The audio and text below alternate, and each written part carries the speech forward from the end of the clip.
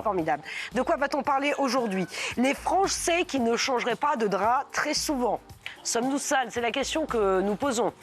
On ne va pas parler que des droits, bien entendu. On ne va pas parler que des draps. On va parler effectivement de l'hygiène des Français. Notre hygiène à On va parler de l'histoire des Qatars, de Heidegger, de Bergson. Allez, à Saint-Nazaire, des habitants privés de courrier. Ah oui, à cause des points de deal. Est-ce que la situation vous choque? C'est un truc de dingue. C'est vrai qu'on n'arrête pas de parler de ces points de deal qui se Non, puis la question est posée de telle sorte qu'on va certainement répondre non. Non. Vous avez décidé d'être en forme, cher Yann? Non. Non. Non. Non, d'accord. Ils en forment tout court. D'accord. Allez, et puis notre dernier sujet, contrat de consentement. Je ne sais pas si vous avez vu passer ça. Les relations amoureuses sont-elles devenues impossibles? Ce sera notre dernier sujet avant la fin de l'émission. On va parler de l'hygiène. Je ne sais pas si vous avez vu ce micro-trottoir. Il a fait le tour des réseaux sociaux parce qu'il y en a beaucoup qui répondent, mais ils ne répondent pas toujours honnêtement à la question qui est posée. Vous avez remarqué. Oui, c'est ça. Selon un sondage IFOP, 3/4 des Français changent leur drap au moins une fois tous les 15 jours. Ça, c'est ce qu'on dit quand on vous pose la question. Visiblement, quand on vous cherche un peu plus, ce n'est pas toujours le cas.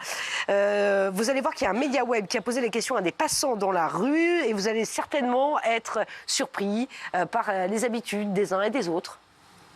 Quelle fréquence est-ce que tu changes tes draps? 2-3 semaines en vrai, je pense. C'est vrai? Ah ouais, non, si c'est vrai. Tous les 10 jours. Hein. Ouais, moi aussi. Et les serviettes. Pourquoi t'es énervé? Moi j'ai vu une vidéo il y a pas longtemps où il s'expliquait que un célibataire sur 4, un mec changeait ses draps tous les 2 mois. Ah, je suis un gros porc, moi. Je suis un gros porc. Une fois tous les 3 mois. Menteur. L'année dernière à Lyon, j'ai dû les changer une fois en un an. Dingue. Bah ouais. J'essaie une fois par semaine quand même. Oh, c'est bien. Tous les 3 semaines, une fois par mois. T'as l'air Sauf honnête. qu'il y a eu un petit partenaire qui est passé par là. À partir du moment où je peux plus vraiment dormir dedans parce qu'ils sont trop forts. 9 mois. Je pense 6 mois. Ah, 6 mois. Non, mais c'est bien, t'es honnête. Voilà, non, mais bon, au moins ils étaient honnêtes. Alors, les Français ne changeraient pas leur drap très souvent. Est-ce que nous sommes sales?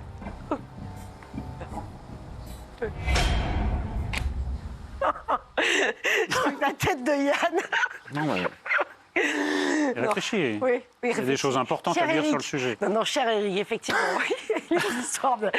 Des histoires d'hygiène. On va parler de l'hygiène plus largement. C'est pas seulement l'histoire des draps. Effectivement, on n'est pas les meilleurs dans le classement effectivement européen. Non, il faut le dire clairement. La France est le pays des droits de l'homme, mais la France n'est pas le pays des draps de l'homme. Oui. Voilà. Oh, il faut le dire, il faut le dire.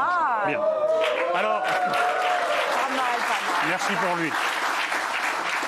Alors, ça ne date pas d'hier. Vous savez que juste à la Libération, quand les troupes alliées sont arrivées en France, on distribué un livret aux soldats pour leur expliquer qu'en effet, il fallait être un peu indulgent, que les Français n'étaient pas trop portés sur l'hygiène. Sans blague. Oui, c'était marqué. Marrant, alors, évidemment, les restrictions de la guerre y jouaient, mais enfin, on nous expliquait que, voilà. Et c'est vrai que par rapport aux standards internationaux, on est quand même très, très bas par rapport aux pays anglo-saxons, notamment. Bon, alors, moi, ça m'embête un peu, parce que je pense qu'en effet, la France n'est pas un pays très propre, mais en même temps, j'en ai marre un peu d'accabler ce pays, parce qu'à force de voir tout ce qui va mal, on a l'impression qu'on vit dans le pire pays du monde, alors qu'on vit quand même dans un des plus beaux pays du monde. Néanmoins, je trouve que c'est un ensemble. C'est pas seulement l'hygiène personnelle. Je crois que c'est vous, oui, c'est avec vous qu'on a fait ce débat il n'y a pas longtemps. Le principal motif de rupture dans un couple, c'est des questions d'hygiène. Exactement, j'allais y venir. Donc il y a quand même quelque chose de vrai. Et en même temps, c'est pas seulement l'hygiène personnelle. Si vous voyez l'état des rues de Paris ou des grandes villes, les Français ont un rapport avec la propreté extrêmement distendu, que ça les concerne ou que ça concerne la communauté. Donc je trouve qu'il y a une marge de progression. Oui, on devrait faire un effort. Donc j'ai répondu, en effet, que nous sommes plutôt un pays sale. Oui, plutôt un pays sale. Cher Yann. On va revenir à un sujet qui est le service militaire. Oui. Où on nous apprenait, au service militaire, à faire notre lit tous les jours et à ne pas pouvoir dormir dans des draps sales, quelles que soient les circonstances. Donc il n'y avait jamais d'excuse pour que des draps soient sales. Et donc les gens qui vivent dans leur crasse, parce qu'il n'y a pas d'autre mot, la saleté c'est de la crasse, et inversement, ne peuvent pas ne pas vous manquer de respect dans la journée, puisqu'ils considèrent que leur corps est lui-même une poubelle. Donc, non mais ça va... Tout est lié à tout, c'est-à-dire qu'ils ne se respectent pas dans leur sommeil, donc ils ne se respectent pas dans leur alimentation.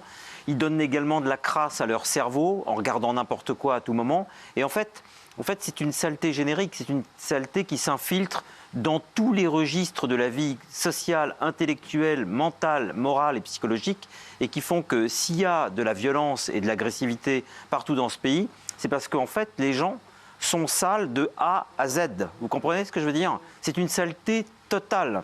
Et être propre, ça ne veut pas simplement dire changer ses draps tous les jours. Ça veut dire être capable de se considérer de telle manière qu'on mérite le respect de soi à soi. Et ainsi, on pourra éventuellement considérer que les autres ne sont pas des détritus. Non, mais Non, mais Yann a tout à fait Une raison. question de Ce serait quand même respect de très soi-même. étonnant que quelqu'un soit très propre pour lui et très sale à l'extérieur ou inversement. C'est un comportement envers la vie très général. Mais il y a quand même, là, c'est des réponses un peu impressionnistes. Les gens disent, je change tous les... Bon, on n'est pas obligé de les croire, mais il y a des statistiques. La vente de savon, la vente de brosses à dents, c'est catastrophique. On est dans les bas-fonds des classements. C'est-à-dire que les gens utilisent la même brosse à dents pendant 6 mois ou 1 an. Il y a quelque chose qui ne va pas.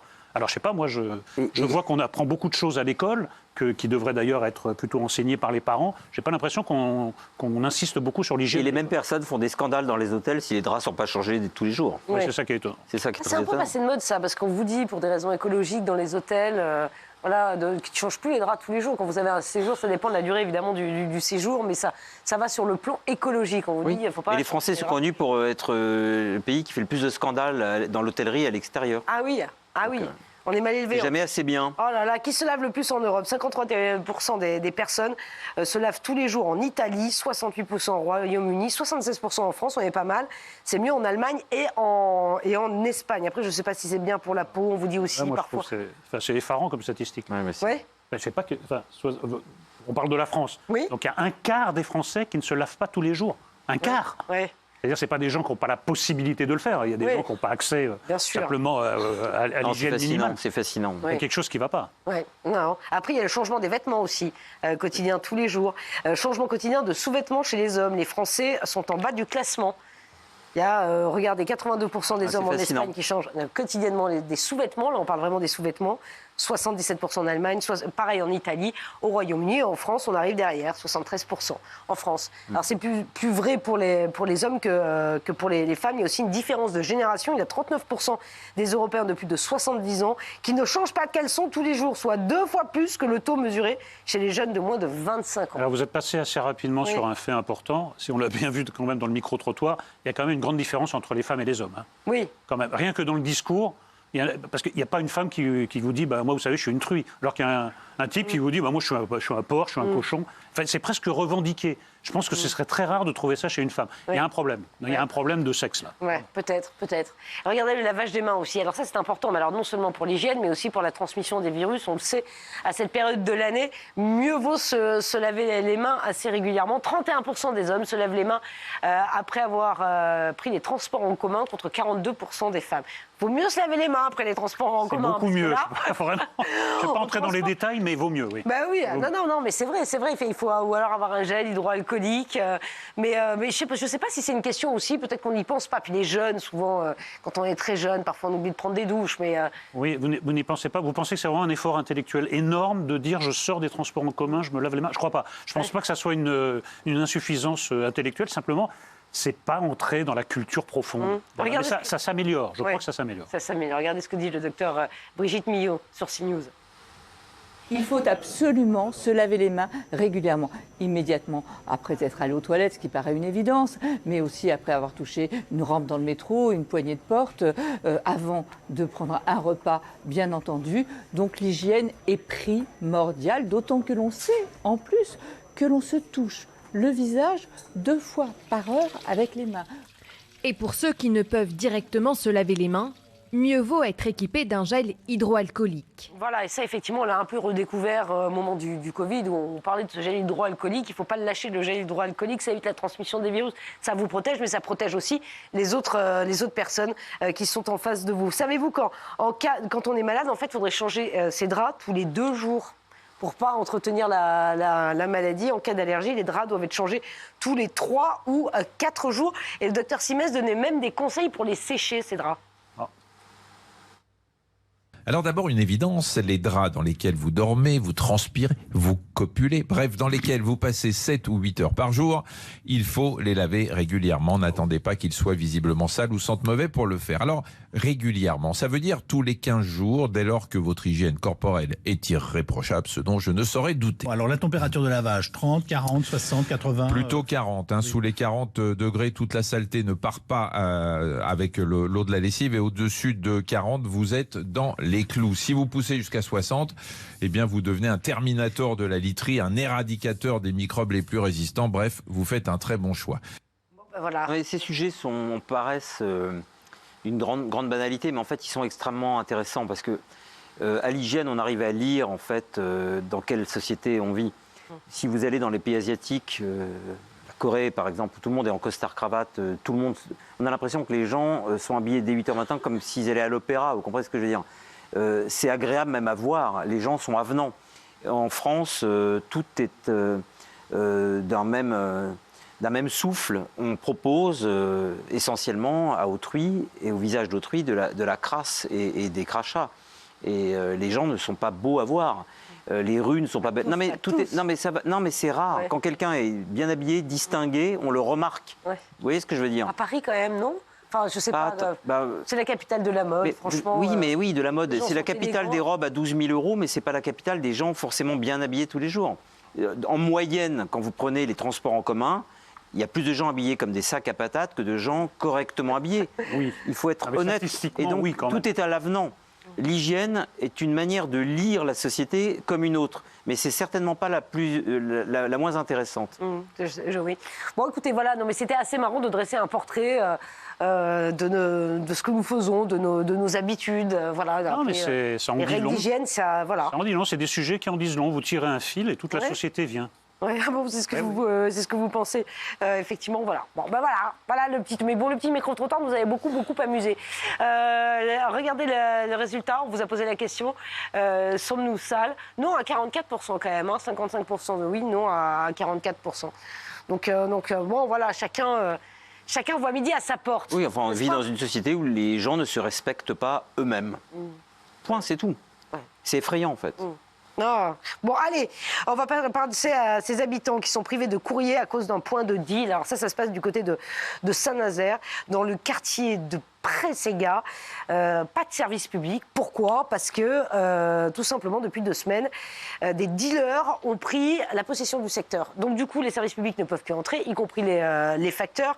On a souvent parlé des problèmes de drogue qui envahissaient nos villes moyennes et nos campagnes. Et bien là, la Poste ne peut plus distribuer de courrier parce qu'elle estime que la sécurité des facteurs n'est pas du tout assurée. On va en parler dans quelques instants, juste après cette vidéo d'Europe qui explique le sujet. Où ira le pouvoir de nuisance des trafiquants de drogue à Saint-Nazaire? Dans le secteur de Pressega, les habitants sont privés d'un service public essentiel, la distribution du courrier. Plus une lettre distribuée depuis maintenant 2 semaines à cause des dealers qui ont pris possession du quartier. La Poste estime que la sécurité des facteurs n'est plus assurée. Des facteurs insultés, menacés, des habitants excédés.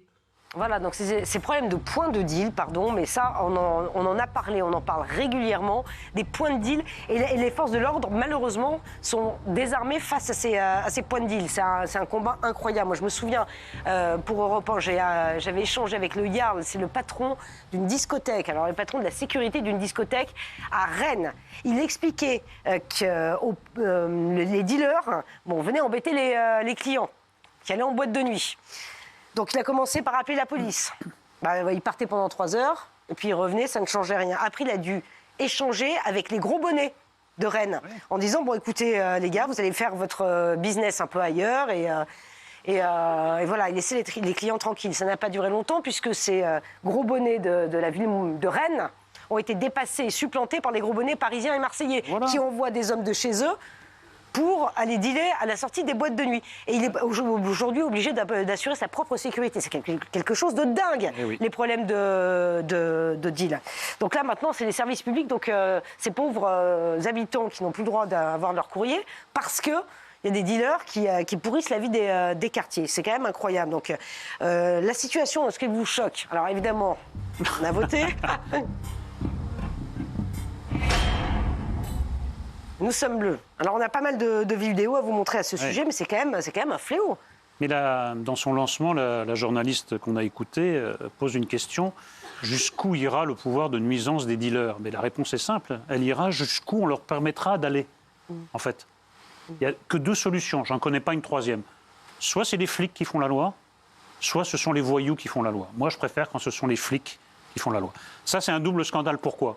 Ça veut dire qu'il y a des pans entiers de la France où la loi républicaine ne s'applique plus, c'est la loi de la jungle. Vous l'avez parfaitement résumé. On en réfère aux bonnets, les gros bonnets, on réfère aux plus gros bonnets. C'est pas comme ça que ça se passe. Et il y a un deuxième scandale dans le scandale, c'est qu'en effet, ceux qui subissent ces nuisances sont toujours les plus faibles et les plus vulnérables. Quand vous habitez un quartier chic, alors il y a quelques avantages, et parmi ces avantages, c'est que à personne vous ne demandez l'autorisation de rentrer chez vous. Par exemple, vous voulez fêter un anniversaire. Dans certains quartiers, les dealers acceptent ou refusent les gens que vous avez invités en disant non, celui-là, on ne le connaît pas. Donc en fait, la vie sociale, la vie tout court est pourrie par ces gens et c'est tout le temps les gens des classes populaires qui payent. Donc c'est un double scandale. Moi, je ne comprends pas que ça ne soit pas une priorité nationale. Il faut, avant toute chose, reprendre le contrôle des territoires perdus de la République. Ensuite, je rajoute quand même une chose, parce que ça, on a tendance à ne pas en parler, parce que ça embête plein de gens. Mais s'il n'y a pas de consommateur, il n'y a pas de dealer.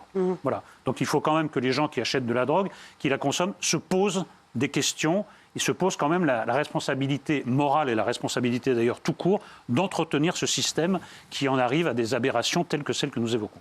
Voilà, il a été question aussi de frapper le porte-monnaie du consommateur. Ce serait pas mal. Ce serait pas mal. Ce serait pas mal. Les gens seraient en droit de faire une grève de l'impôt.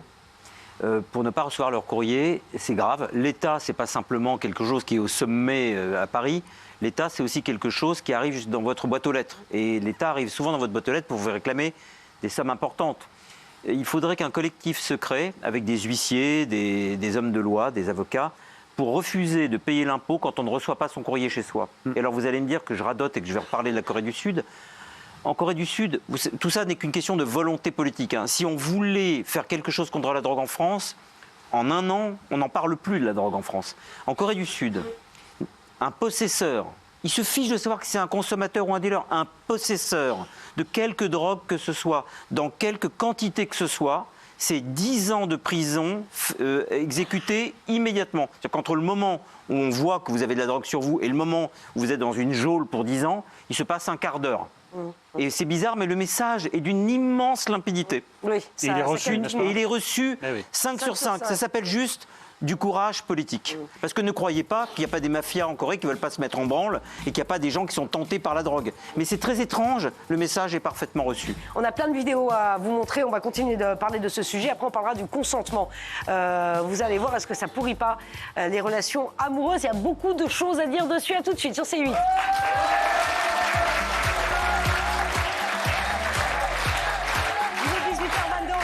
Merci d'être avec nous. On est très heureux de vous retrouver ce soir avec Éric Nolot, avec Yann Moix, avec le public et Paris comme cible qui est avec nous ce soir. Ils sont venus en masse.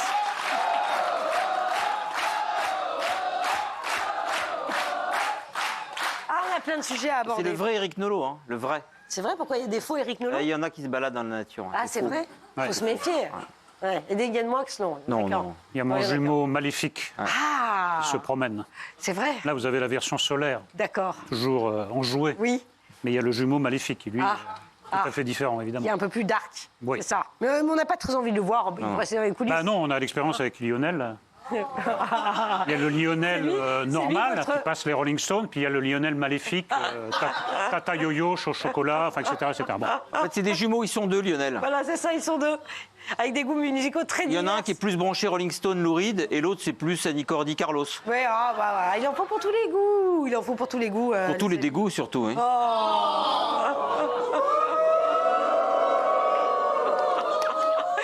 Au moins, le public est vivant. D'aimer quand on vous fait. Au moins, le public est vivant ce soir. C'est ça. Hier, on aurait dit qu'on faisait l'émission dans un sarcophage.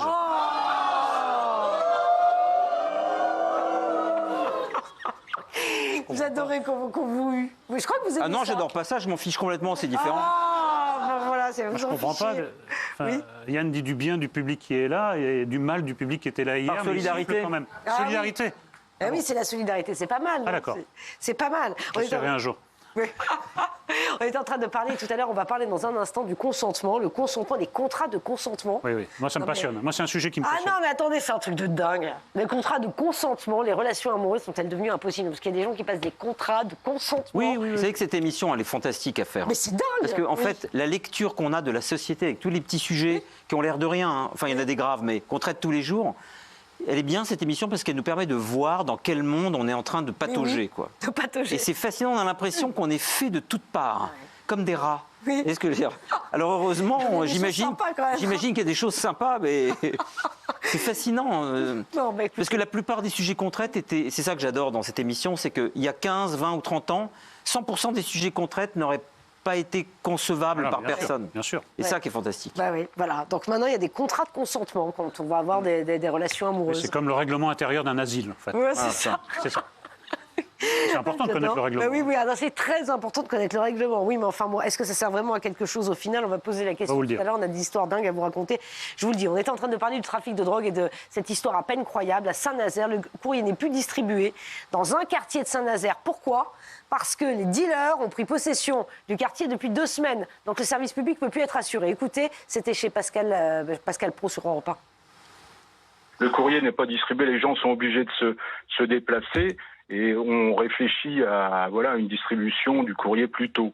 Donc c'est très difficile. Donc oui, le courrier n'est pas distribué parce qu'il y a eu des coups de feu, comme vous avez dit. Et puis voilà, pour la sécurité des postiers. Mais après, donc j'ai téléphoné à des collègues, bien sûr, des collègues qui sont plus préoccupés par leurs conditions de travail. Je suis désolé, leurs conditions de travail. Et on a supprimé une réorganisation, on leur a supprimé des tournées. Donc ils croulent sous le boulot, donc ils sont plus préoccupés par ça. Mais malheureusement, oui, je comprends bien, c'est un problème, oui, bien sûr. J'espère que ça va s'arranger. Et on espère que ça va s'arranger, ça c'est sûr. Ça ne va pas s'arranger tout seul. Hein. Mais je reviens sur PTT de Loire-Atlantique. Sur la proposition, à mon avis, très judicieuse de Yann, de la grève des impôts. Pourquoi? Parce qu'il y a un contrat de base qui est qu'en échange des impôts et de la délégation de la violence légitime à l'État, seul l'État a le monopole de la violence en France, eh bien, vous payez des impôts et en échange, vous obtenez ça. Là, en échange des impôts, on obtient quoi? Un service minimal n'est pas rendu, le courrier, c'est quand même important, on peut recevoir des choses très importantes, le monopole de la violence légitime est désormais attribué aux mafieux. Donc il y a quelque chose qui est profondément déréglé. Il y a quelque chose qui est absolument pas inacceptable. Ça ne devrait pas, cette situation ne devrait pas durer 1 heure, 2 heures. Apparemment, elle est en train de s'éterniser. Il y a quelque chose qui ne va pas. Parce que pourquoi on paye des impôts? La raison pour laquelle on paye des impôts, l'unique raison pour laquelle on paye des impôts, c'est pour vivre dans une société vivable. Et tout en haut du fait qu'on paye des impôts, il y a la sécurité. C'est-à-dire que la sécurité est c'est même pas un besoin, c'est même pas une nécessité, on parle de la vitalité, on est dans le vital, on est dans l'obligatoire. Et l'État a une obligation et de moyens et de résultats sur la sécurité des citoyens. C'est les bases des bases des bases. C'est ce qui nous sort de la barbarie, la sécurité. Donc en fait, on devrait pouvoir faire voter même par le Conseil d'État qu'en échange de l'insécurité, alors vous allez me dire, ça ouvre la boîte de Pandore, mais là, pour que les facteurs ne puissent pas avoir accès, en fait on devrait considérer que quand un agent de l'État a peur d'aller à un endroit donné, eh bien cet endroit donné est listé comme étant exonéré d'impôts jusqu'à nouvel ordre. Et il devrait y avoir des collectifs, des associations, d'avocats, etc., qui devraient réfléchir à cette proposition. Mais ça va plus loin, parce que maintenant, la nouvelle mode, et ce titre de presse l'illustre, c'est de s'adapter à la délinquance. C'est-à-dire, au lieu de régler le problème, on va demander aux facteurs de passer en dehors des horaires d'ouverture. Alors qu'avant, c'était l'inverse. Les dealers attendaient que les facteurs s'en aillent pour pouvoir les dealer. C'est dément, en fait. On s'adapte à la délinquance. Non, mais c'est fou. Mais pas partout, hein. Et écoutez l'avis des habitants, effectivement, de Saint-Nazaire sur cette situation. C'est Europe 1 qui a recueilli ce témoignage. On les comprend, ils ne sont pas payés pour se faire agresser. J'ai des mamies, moi, elles sont obligées de demander à leurs voisins, avec une procuration et leur pièce d'identité, d'aller récupérer leur courrier. Dépossédés de leur quartier, ici les habitants sont l'ombre d'eux-mêmes, baissent la tête devant les trafiquants et subissent silencieux les décisions de la Poste. Plus en sécurité. Après, moi non plus, je suis pas trop parce que... Vous n'êtes pas à l'aise? Non. On sait jamais, donc je préfère ne pas en parler. Maintenant, ils se cachent même plus, ils le font devant vous. Vous avez remarqué qu'à la porte d'entrée de notre immeuble, il y a eu des impacts de balles. Ils ont mis un plastique, ils ont fait un trou. Donc, l'acheteur passe le billet et le vendeur donne la drogue. Non, mais c'est un truc de malade. Non, c'est pas un truc de malade, c'est Pascal. C'est un truc de dingue, pardon. Pascal, en fait, ça s'appelle la volonté politique. Il suffirait que quelqu'un décide que cette situation se termine, pour que cette situation se termine. Cette personne s'appelle le président de la République française. Comme il n'en a manifestement rien à faire, que ce n'est pas dans ses priorités, parce qu'il ne veut pas le voir ou qu'il ne peut pas le voir, eh bien, tant qu'en haut lieu, mais en très haut lieu, on ne parle même pas de Matignon, là, on parle de l'Élysée. Tant qu'à l'Élysée, le président de la République sera totalement laxiste et acceptera cet état de fait, rien ne bougera. Et on s'étonnera ensuite, et on n'aura peut-être que nos yeux pour pleurer pour ceux qui défendent la démocratie et qui pensent que le RN est un danger, dont je fais partie, on ne pourra pas se plaindre que le RN arrivera au pouvoir. Parce qu'ils iront au pouvoir uniquement pour régler ce genre de problème, pas d'autres. Oui. Non, mais vous avez raison. Alors après, peut-être que les forces de l'ordre se retrouvent un peu démunis, ils ont peur d'enflammer ces mais les forces de l'ordre n'obéissent qu'aux ordres qu'on leur donne. Sûr, les forces de l'ordre font le maximum du maximum. Et si vous voulez, les forces de l'ordre n'ont eux aussi que leurs yeux pour pleurer, parce que si jamais ils ripostent, il y aura une enquête de fait par la police des polices sur des pauvres agents de police, sur des pauvres gendarmes qui se seront défendus, et ils savent très bien qu'ils vont récolter des coups gratuitement, de part et d'autre. Ils sont pris dans un étau, ils sont pris entre les voyous et leur hiérarchie. Ils ne peuvent rien faire. C'est d'autant plus difficile qu'il y a une forme de complaisance, pour ne pas dire de complicité intellectuelle. On a déjà cité ce fait, mais enfin, qui est tout à fait vérifiable. La municipalité écolo, comme de Juste de Grenoble, qui avait sponsorisé un spectacle pour apprendre aux gens à cohabiter avec les dealers. Ça s'appelait les voisins d'en bas, etc. Un dealer, c'est pas un voisin un peu bruyant. Un dealer, c'est un délinquant qui pourrit la vie de tout un quartier. Tant qu'il y aura cette complaisance intellectuelle, rien ne bougera. Pascal, j'ai habité pendant 18 ans dans un quartier délicat, Port de Clignancourt à Paris. Et après avoir discuté avec des policiers, ils m'expliquaient qu'en fait, les dealers étaient aussi une manière de créer de la sécurité dans le quartier, dans la zone.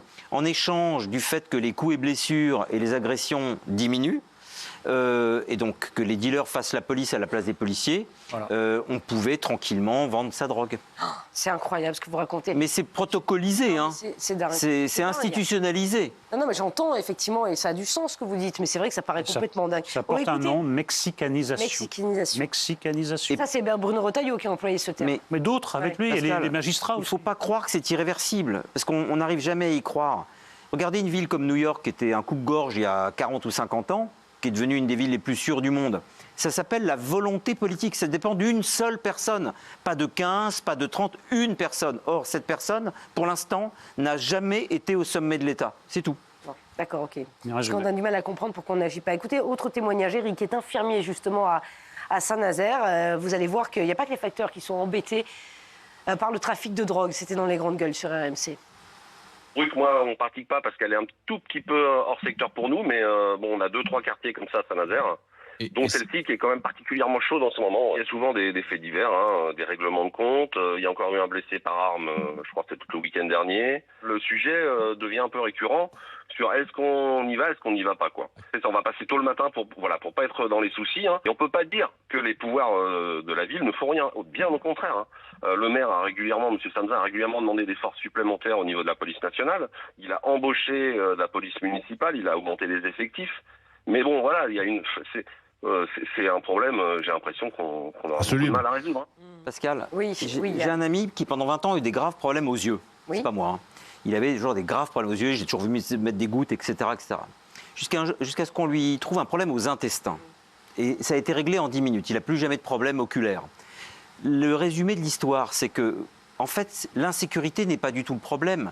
C'est les causes de l'insécurité. Comme là, la cause de ces problèmes d'yeux n'était pas oculaire, elles étaient gastriques d'une certaine façon. L'insécurité en France, ce n'est pas un dossier. Il faudrait arriver à l'Élysée avec comme seul dossier, non pas l'insécurité, mais la drogue. Le problème numéro 1 en France, ce n'est pas les incivilités, la violence et l'insécurité, c'est la drogue, qui ensuite crée à foison des îlots d'insécurité multiples. Voilà. Et ces voyous ne s'en prennent pas seulement aux forces de l'ordre, mais aux pompiers, aux ambulances, aux facteurs, etc. Chez aux habitants, enfin, c'est effectivement un enfer. Et vous comprenez inadmissible. Chez vous, inadmissible. Évidemment, vous pouvez réagir sur les réseaux sociaux, #PIA, vous savez, évidemment, le oui l'emporte. Moi, je veux parler au téléphone à un représentant des 6%. Moi, je veux parler avec cette personne. Il faudrait vraiment que l'obsession numéro 1, ça ne soit pas l'immigration, le chômage. Non, en 1, d'abord, on verra le reste après. En 1, la drogue. Oui, pour amener la sécurité, effectivement, dans les quartiers. et notamment dans les villes moyennes, parce que c'est elles qui sont le plus gangrénées et qui en souffrent le En un an, ça pourrait être vraiment réglé, mais il faut vraiment des méthodes qui sont inédites en France, quoi. Ouais. Des méthodes inouïes, mais que personne n'aura le courage de mettre en branle.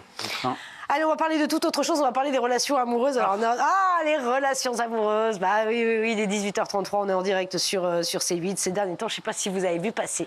Non, mais ces informations, peut-être que vous êtes concernés d'ailleurs, je dis ça, moi ça m'a surprise. Mais bon, il y a un document qui serait utilisé notamment par les footballeurs professionnels pour se protéger d'éventuelles futures actions quand ils ont envie d'avoir une relation avec une femme. Non mais vous vous rendez compte, c'est contractualisé.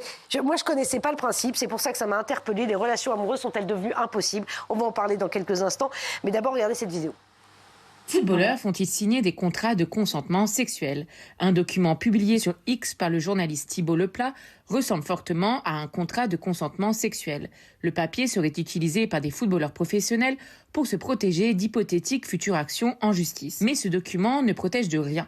Le bout de papier ne donne aucune garantie, sauf peut-être mettre une pression sur la personne avec un effet dissuasif sur le dépôt de plainte. Et en plus, le consentement pour un acte sexuel peut être retiré à tout moment. Voilà.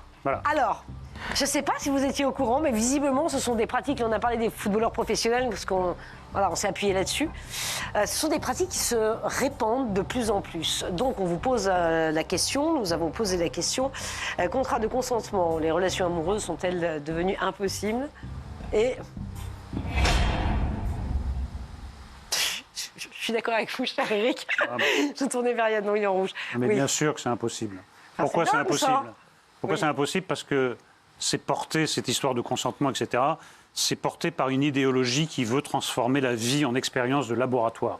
Alors la vie n'est pas une expérience de laboratoire, et les relations amoureuses, encore moins. Il y a forcément quelque chose qui ne va pas se passer comme prévu, qui va déborder. Alors que les choses soient claires. Je ne parle pas d'agression sexuelle, évidemment. Non, on parle de relations amoureuses. Je parle encore moins de viol, etc. Je parle de faits qui ne sont pas délictueux ou criminels.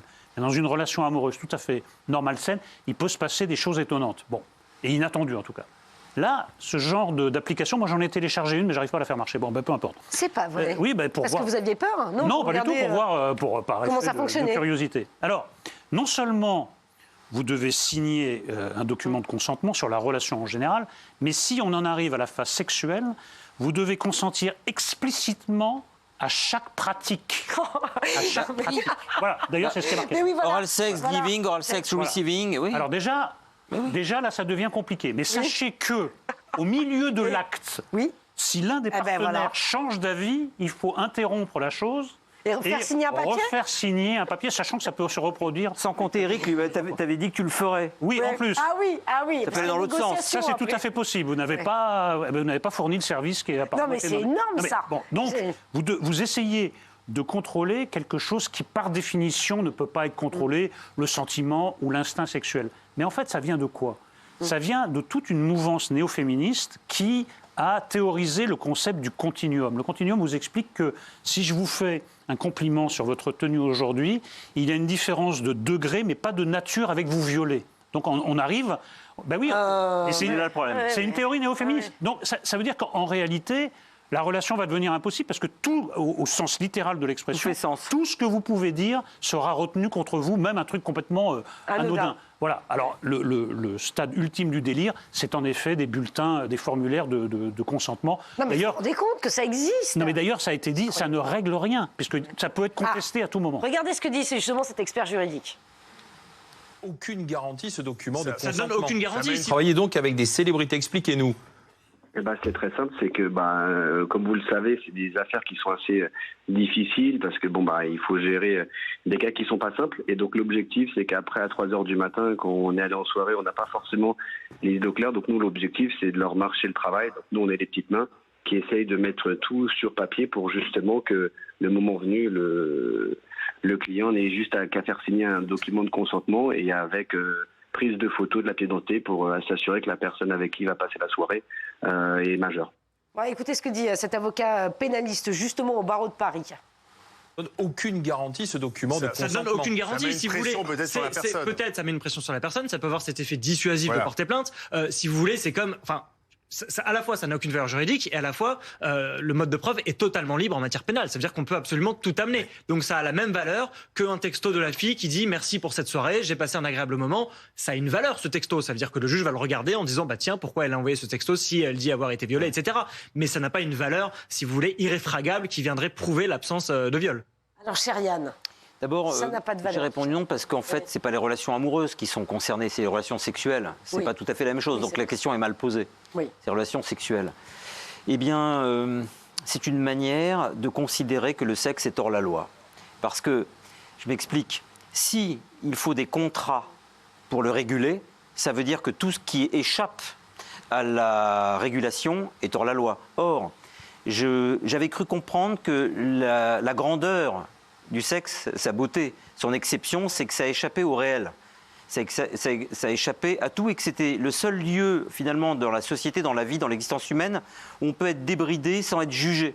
C'est-à-dire que si vous êtes jugé sexuellement, on est dans la pornographie, ça veut dire que quelqu'un a assisté à l'acte et que de toute façon, il y a une puissance extérieure qui vient légiférer et observer et condamner et juger ce que vous faites. Or, normalement, c'est-à-dire que si on sort du référentiel sexuel, tout ce qu'on fait sexuellement, c'est à la fois grotesque, ridicule, aberrant, monstrueux, mais justement ces qualificatifs-là échappaient au sexe. C'était le seul endroit préservé, on n'était jamais ridicule, jamais bestial, jamais sale, jamais etc. Or non, c'est mort ça. Donc en fait, c'est maintenant devenu le lieu du jugement suprême, alors que c'était précisément ce qui avait toujours échappé au jugement de toute personne extérieure à l'acte. Ben voilà, mais enfin bon, ça sert à rien, mais ça donne quand même aussi une petite tonalité de notre société. Vous en pensez quoi chez vous, évidemment, on vous a posé la question. C'est des sondages, bon évidemment, c'est le oui qui l'emporte, mais il y a quand même 22% de non. Vous savez ce qui m'étonne beaucoup, là, ce sera mon dernier mot, c'est que tout ce que je pensais impossible en France s'impose en France. Je croyais que la malbouffe, c'était pas possible en France, ça domine. Il y a une célèbre franchise de café, je me suis dit, la France est le pays des cafés, ça ne s'imposera pas. Ils ont tout écrasé. Ça, c'est quand même très anglo-saxon, ce puritanisme. Je me suis dit, en France, c'est pas possible. Vous voyez, ça devient la norme. La censure d'une chaîne. La censure d'une chaîne. Une chaîne, ça c'est poursuivi dans le monde occidental. Mais bon, il y a plein de choses qui sont formidables. Les petits cafés en France, on les adore. Je sais que voilà, les petits cafés, on a plein de choses formidables en France. Voilà, on va rester là-dessus. Et j'aime moins les applications de consentement. Voilà. Oui, je comprends, mais oui, on les connaît pas, ces applications de consentement. Allez, merci beaucoup.